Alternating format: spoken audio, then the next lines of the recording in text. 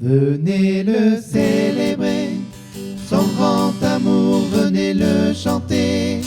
Le Fils de Dieu est venu donner la vie. Bonjour à tous et très heureux de vous retrouver pour ce temps de méditation de la parole de Dieu. Cela fait bien longtemps que cette chaîne n'a pas été renouvelée, cette chaîne vidéo YouTube, et j'ai envie de partager avec vous le texte biblique que nous avons médité ensemble au temple de Saint-Ambroise le 6 septembre dernier.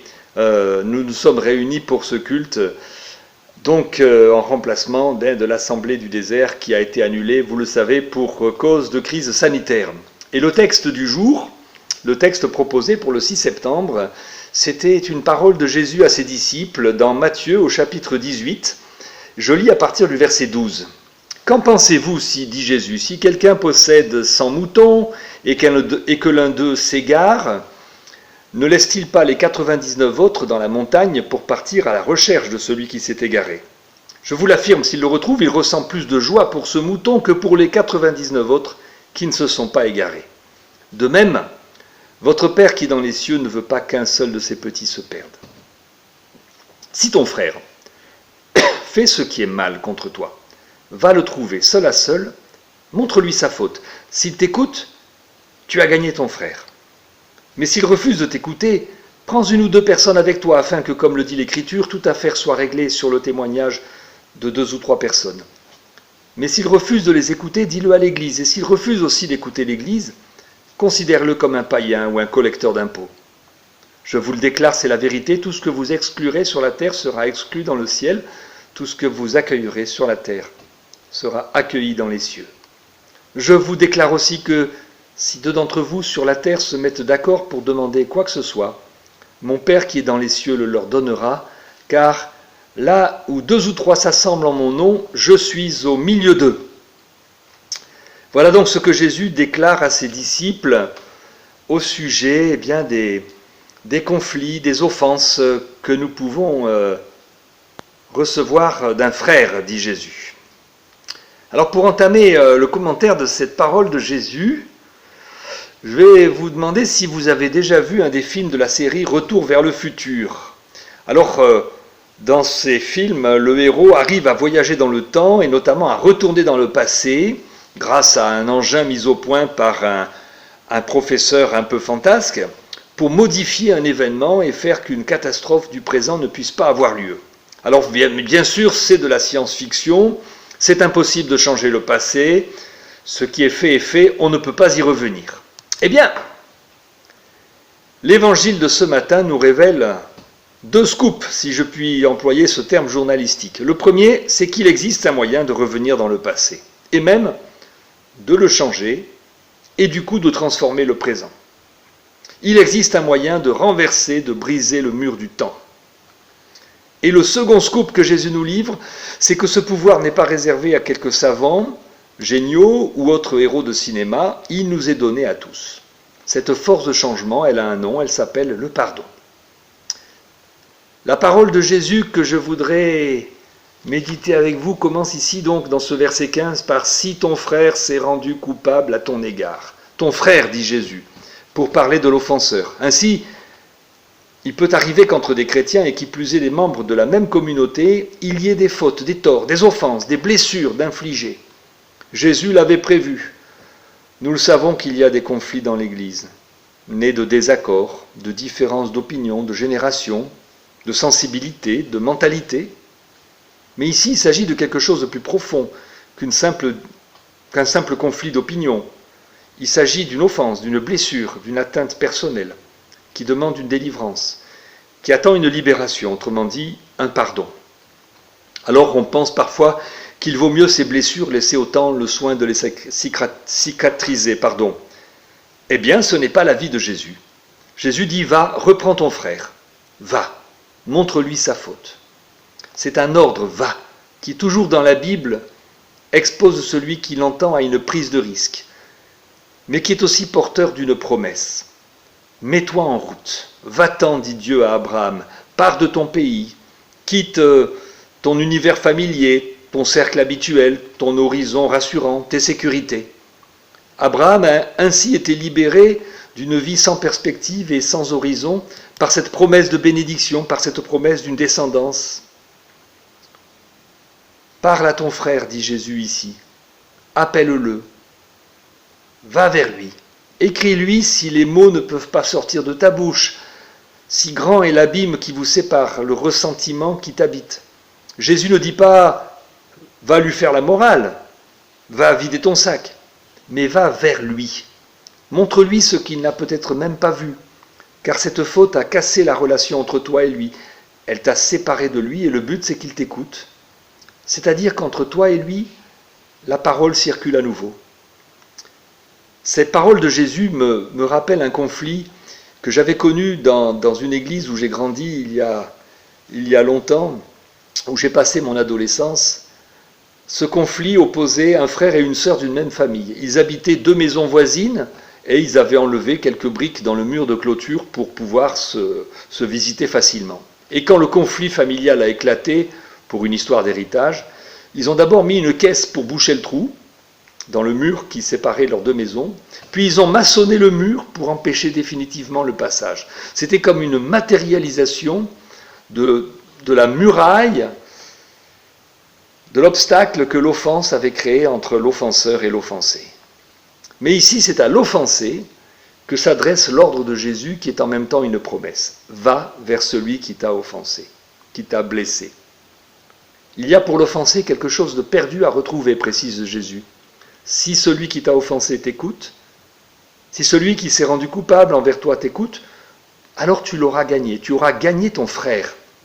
Notons bien que Jésus ne dit pas ici « tu auras gagné, tu l'auras emporté, tu auras eu le dernier mot, tu auras fait la preuve de ton bon droit, tu auras été le plus fort ».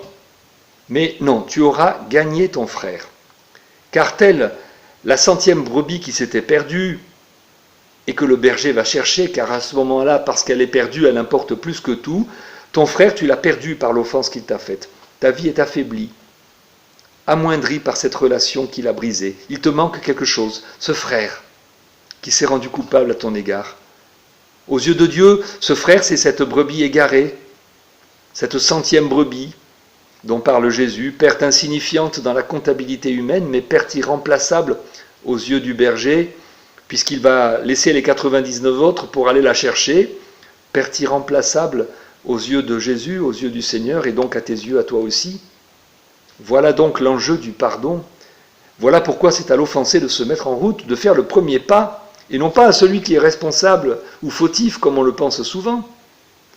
De même que c'est le berger qui se met en route pour aller chercher la brebis perdue, le but est de gagner son frère, de retrouver l'autre par la réconciliation. Tant que tu ne l'auras pas retrouvé, il te manquera quelque chose. Cette relation, cette communion perdue avec celui qui t'a offensé, c'est comme une partie de toi qui est morte et portée disparue, c'est comme une amputation de ta propre personne. Et nous ne pouvons pas nous dire comme alibi de notre refus d'aller vers lui, je ne peux pas aller vers lui ni lui pardonner, je ne peux pas l'aimer, il est vraiment trop détestable, il suffit que Dieu l'aime. Non, Jésus le rappelle, ce que vous excluez sur la terre, ce que vous liez sur la terre, car l'offense est un lien qui emprisonne l'offenseur comme l'offensé, sera exclu, sera lié, sera donc perdu dans le ciel. Quel pouvoir, mais aussi quelle responsabilité nous est donnée. Voilà ce qu'est le pardon, aller vers l'autre, lui parler, mais c'est plus facile à dire qu'à faire.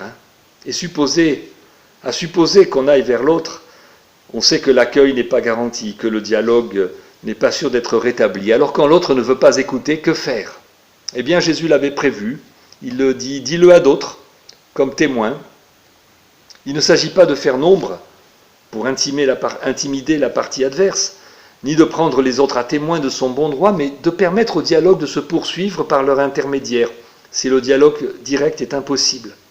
C'est un peu comme ce qui a été à l'origine d'Internet. Vous savez, c'est une invention au départ, dans les années 70, de l'armée américaine. Si jamais une attaque venait à couper un lien de communication, eh bien une communication en réseau permettrait de toute façon, par des voies détournées, de garder la liaison qui avait été coupée par l'ennemi. La communication fait un simple détour et passera par un autre circuit grâce à la mise en réseau de tous. Et Jésus renchérit à cet égard, si 2 ou 3 témoins ne suffisent pas, élargis le réseau, parle-en à l'Église, parce que l'Église c'est encore mieux qu'Internet. La communauté chrétienne, c'est le lieu où des hommes, des femmes connaissent à cause de l'amour de Dieu en Christ une relation nouvelle les uns avec les autres.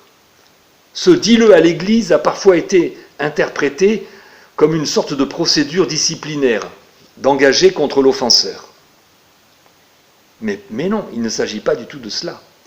Il s'agit de permettre à l'offenseur de sortir de sa surdité à ton appel à la réconciliation, de sa surdité à ta souffrance causée par le tort qu'il t'a fait, en multipliant les voix, les paroles et les médiations autour de lui. Voilà. Si 2 ou 3 ne suffisent pas, eh bien dis-le à l'Église. C'est-à-dire, mets la communauté dans ce processus de réconciliation pour renverser le mur du passé, pour traverser la muraille du temps et de l'offense passée. Et s'il refuse encore, ça peut arriver. Si vraiment tu te heurtes et l'Église avec toi a un mur infranchissable. Moi je me souviens, pour reparler de cet exemple que je donnais dans l'Église de mon adolescence, que tout le conseil de l'Église avait convoqué les parties adverses pour leur permettre de se parler et de dépasser leurs conflits. Et ça n'avait pas marché. Alors si vraiment tu te heurtes, et l'Église avec toi a ce mur infranchissable du refus d'écouter, eh bien cela arrive, et Jésus dit alors une parole qui a malheureusement été bien souvent mal interprétée.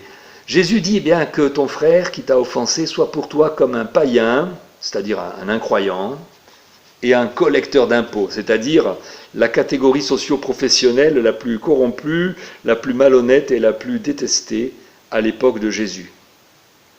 On comprend souvent, eh bien si vraiment il refuse, eh bien rejette-le au dehors, comme un sale pécheur. Excommunie-le. Mais je crois que c'est une erreur de lecture.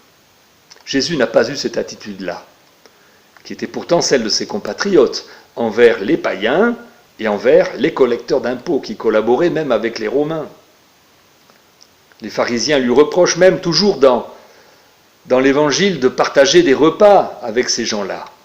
Et Jésus a bien prévenu les bien-pensants que des collecteurs d'impôts et même des prostituées les précéderaient peut-être dans le royaume de Dieu, qu'il n'était pas venu appeler des justes, constituer une communauté de gens parfaits, ou qui se croient parfaits, mais des pécheurs, pour leur pardonner et les faire entrer dans une vie nouvelle. Alors voilà ce que nous dit Jésus ici.